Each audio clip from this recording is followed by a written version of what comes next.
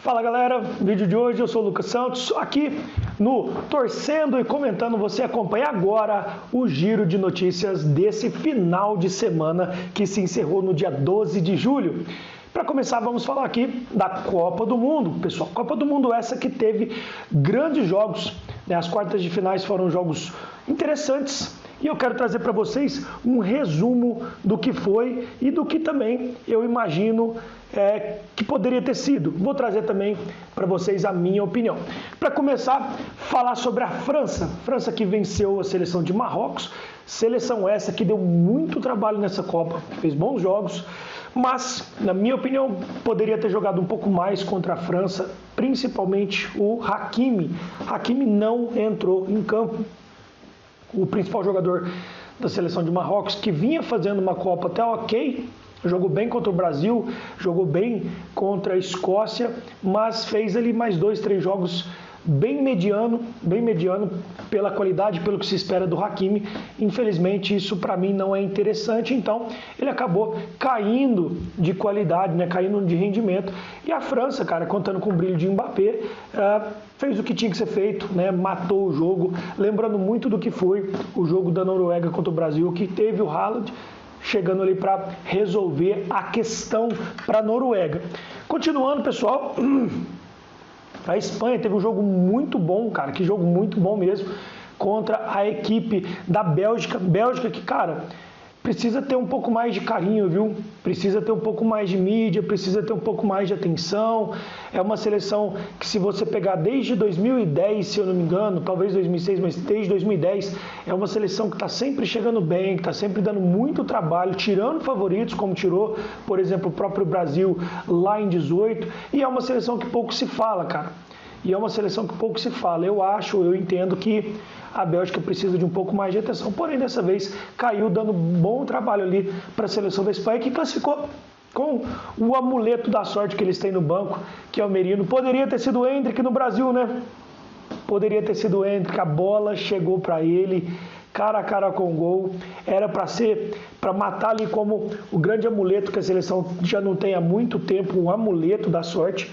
Infelizmente, por ironia e por capricho do destino, a bola saiu um pouquinho para o lado ali e não encontrou o lugar que ela tinha que ter encontrado, né? Que era o fundo da rede, o gol do Endrick. Para continuar, a Inglaterra, pessoal, que não teve facilidade contra a Noruega, tomou um gol ali que não estava previsto, mas conseguiu, cara, com um cara que é excepcional, que é o Bellingham, fazer o inimaginável e chegar num resultado que estava bem difícil, cara. A seleção da Noruega é uma seleção chata, é uma seleção que tem uma defesa interessante, mas não tem jeito, cara. A Inglaterra jogou muita bola, mereceu a classificação, sem dúvida nenhuma.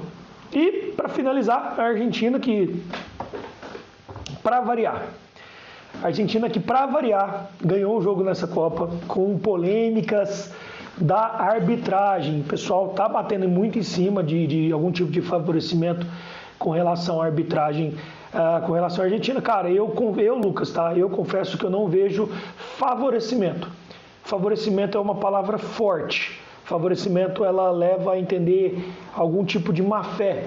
Eu não quero usar um termo de favorecimento. Eu prefiro trabalhar que eu entendo que os árbitros nos jogos da Argentina, eles estão um pouco mais frouxos com relação a decisões que têm que ser tomadas contra a Argentina. Mas eu não diria favorecimento. Eu só acho que eles estão mais brandos, estão mais leves, e isso é ruim. Isso é ruim. Parece que a camisa da Argentina está pesando em algumas decisões da arbitragem, o que não poderia estar acontecendo. Assim eu digo. E assim eu encerro o que seria o giro da Copa do Mundo, do que aconteceu nessas quartas de final. Lembrando que na semi só tem jogo gigante e eu vou trazer para vocês aqui nos próximos vídeos um detalhamento sobre cada um desses dois jogos e também sobre a minha opinião e também o meu palpite para cada um desses dois jogos. Continuando, quero falar sobre os amistosos, né, que os clubes brasileiros fizeram nesse final de semana, começando lá por sábado, quando o Palmeiras jogou contra a equipe da Juventus, ganhou de 3-1 não tem muito detalhe, é um time bem inferior. Infelizmente, o Palmeiras ainda não fez um amistoso, né, contra um time um pouco mais forte, mas serve também de base para a gente ter uma noção de alguns jogadores. Eu quero citar 3 nomes que estão chamando bastante atenção. Primeiro, Felipe Anderson. Constância, o cara está jogando muito bem, porém o Felipe Anderson, desde que ele chegou no Palmeiras, ele vem fazendo isso. Ele joga muito bem alguns jogos, joga muito bem os amistosos, treina muito bem. Eu tenho uma fonte dentro do Palmeiras que me falou que o Felipe Anderson nos treinamentos é o melhor jogador do Palmeiras, cara. O melhor jogador do Palmeiras.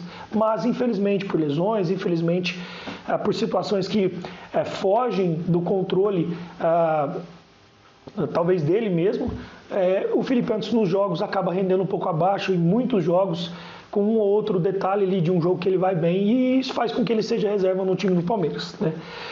Paulinho voltou, Paulinho tá voando, Paulinho tá jogando muita bola, tá com uma resistência, tá com um condicionamento muito interessante. O Abel vem forçando realmente ali o Paulinho nesses jogos e ele vem entregando, pessoal.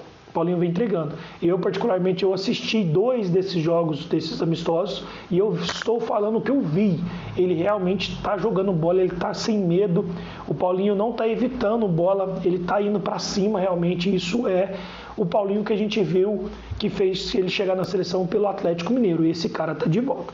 E um detalhe específico, Barbosa, que fez o seu jogo de estreia no sábado pelo Palmeiras.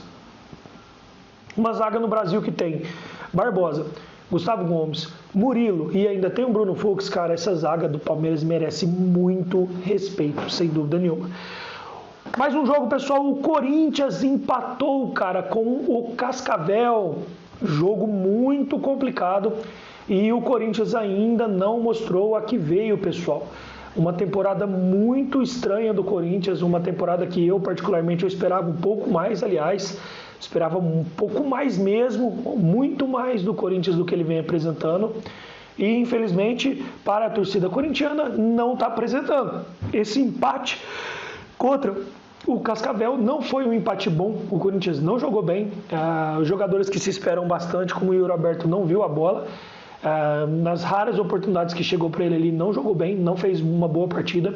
E a diretoria, para surpresa de 0 pessoas até hoje, cara, extremamente desorganizado. Não se sabe se o Memphis vai ou não continuar no Corinthians. Nota 0 mais uma vez para essa diretoria, porém, sem surpreender ninguém. Fluminense, pessoal, ganhou do Bahia. Tá? Detalhes desse jogo: o gol do Hulk, que fez o seu primeiro gol com a camisa tricolor, e para também surpresa de 0 pessoas, Rogério Ceni sai extremamente nervoso com a arbitragem. Eu, particularmente, o lance do pênalti, eu entendo que foi pênalti. Não vi nenhuma câmera que mostra não um pênalti. Eu vi uma câmera que mostra pênalti. Não era uma câmera muito boa, mas o zagueiro chega atrasado no domínio do atacante do Fluminense. Ele pega as pernas do cara, o cara voa. E é isso aí, futebol é isso, é pênalti. Não entendo o porquê de reclamar de andar 2.000 e tantos quilômetros para fazer um amistoso como o Rogério Ceni fez. Isso é a função do jogador, isso é a função do treinador, isso é a função da comissão técnica que eles jogam. E o Brasil é grande, você tem que andar muito para jogar. Se quer fazer amistoso e não quer fazer o amistoso lá na Bahia, quer fazer com qualquer outro time, tem que andar. Isso aí é uma reclamação que para mim não tem fundamento nenhum, essa reclamação do Rogério Ceni, que mais uma vez, quando perde, o problema é da arbitragem. Parece que é um Real Madrid jogando no Brasil e só perde se a arbitragem ajudar o outro time, não é verdade? Deixe o seu comentário. Falar também, cara, de um time que está me chamando a atenção nesse período, tá, de final, de período pré-Copa, tá? E agora, nesse período Copa, um time que está jogando, um time que melhorou se for comparar com relação ao início do ano, que é o time do Grêmio, cara. O time do Grêmio jogando bem, ganhou de 3-1 do Cruzeiro. Esse me decepcionando muito esse ano, me desapontando realmente. Cara, eu esperava muito desse Cruzeiro e eu tenho certeza que a torcida do Cruzeiro também esperava muito do Cruzeiro, e quem é amante, assim como eu sou do futebol, esperava muito do Cruzeiro nesse ano, muito mais do que vem apresentando, assim como o Corinthians e o Cruzeiro, 2 times que tem muita qualidade no seu elenco, para apresentar muito mais do que está apresentando, mas perdeu de 3-1 para o Grêmio, que vinha fazendo, né, no início do ano um campeonato muito ruim, uma temporada muito, muito abaixo. Me chama a atenção agora a melhora do Grêmio e também como o Cruzeiro está muito mal. E o Flamengo, nação flamenguista, nação rubro-negra, que viajando lá para a Europa, né, fazendo o tour da Europa, jogou contra o Benfica e ganhou. Tem o troféu deles lá também que eles deram nesse jogo, não vale quase nada, mas ganhou. Me chama a atenção? Chama, cara. É um time brasileiro ganhando de um time europeu na Europa, mas temos que falar também a verdade. Nós estamos aqui para falar a verdade. Ambos os times com vários desfalques por conta da Copa, muitos desfalques, né? Tanto o time do Flamengo quanto o time do Benfica. Muito jogador fora e não dá muito para se analisar, né, a força do time num jogo como esse. Acredito que um Benfica completo e um Flamengo completo, o jogo poderia ter sido totalmente diferente, então. Mas, né, o time foi lá para isso e trouxe a vitória, trouxe esse troféu. Méritos total dessa equipe. E vamos ver como que vai ser o Flamengo com os retornos todos que tem para chegar. E os jogadores que estão devendo um pouco aí de rendimento lá se vão jogar. Não é verdade? Acredito que o Flamengo vai continuar até o final do ano ali numa briga muito interessante contra o Palmeiras. E eu acredito que eles vão meio que dividir os títulos que tem para ser disputado esse ano aí. Eu não acredito numa hegemonia de títulos nem para um lado e nem para o outro, pessoal. Quero ouvir agora a sua opinião sobre um detalhe que estourou ontem, né, de domingo para segunda nas redes sociais. Cara, um vídeo feito por IA, onde aborda ali o Neymar, né, no início da trajetória até hoje, deixando ali meio que um convite, meio que um pedido do Neymar na Copa de 2030. Cara, eu preciso saber a sua opinião sobre isso. É o assunto dessa segunda-feira. Deixa a sua opinião. O que você acha de Neymar na Copa de 2030? Eu estou aqui para comentar. E eu vou falar, cara, o Messi jogou uma Copa com 38 anos, 39 anos. O Cristiano Ronaldo jogou uma Copa com mais de 40, 41 anos. Eu não tenho nada contra o Neymar jogar mais Copas, desde que ele seja a melhor opção na sua posição.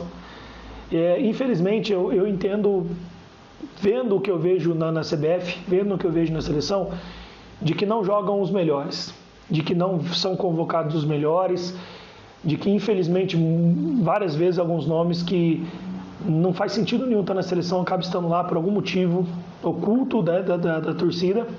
E, por outro lado, nomes que não fazem sentido estar lá, estão lá. Minha opinião, se daqui 4 anos ele estiver jogando do jeito que o Neymar, do jeito que o Messi estava jogando, do jeito que o Cristiano Ronaldo está jogando, por que não? Ele é craque de bola. Ele, no seu condicionamento físico ideal, quando as lesões se afastam do Neymar, ele é o melhor jogador que tem no Brasil, cara. Como é que eu falo para ele não estar numa Copa? Por mim, ele pode estar em mais uma, com certeza, desde que as lesões o deixem jogar, desde que ele consiga, de fato, a constância que, infelizmente, há 3 anos, quase 4 anos aí, ele não consegue por conta de lesões, pessoal. Então, para mim, Neymar no finish. Neymar continua, e se ele conseguir ter essa constância e as lesões se afastarem dele, sim, Neymar em 2030 é uma realidade. Não vou dizer que eu torço, porque eu torço para os melhores chegarem lá. E se o melhor for ele, quando chegar a data, vai ser ele. Mas que sejam os melhores. Essa é a minha opinião, quero saber a sua opinião, comente aqui embaixo. Esse é o vídeo de hoje. E ainda hoje, cara, tem mais 1 ou 2 vídeos que a gente vai soltar com relação às semifinais. E eu vou começar a falar também, não sei se vai sair vídeo hoje, se começa a sair os vídeos amanhã, sobre o mercado de transferência, pessoal. Os clubes se movimentando e é hora da gente falar sobre isso. Fechou? Tamo junto, galera. Um abraço. Lucas Santos aqui, torcendo e comentando. Tamo junto.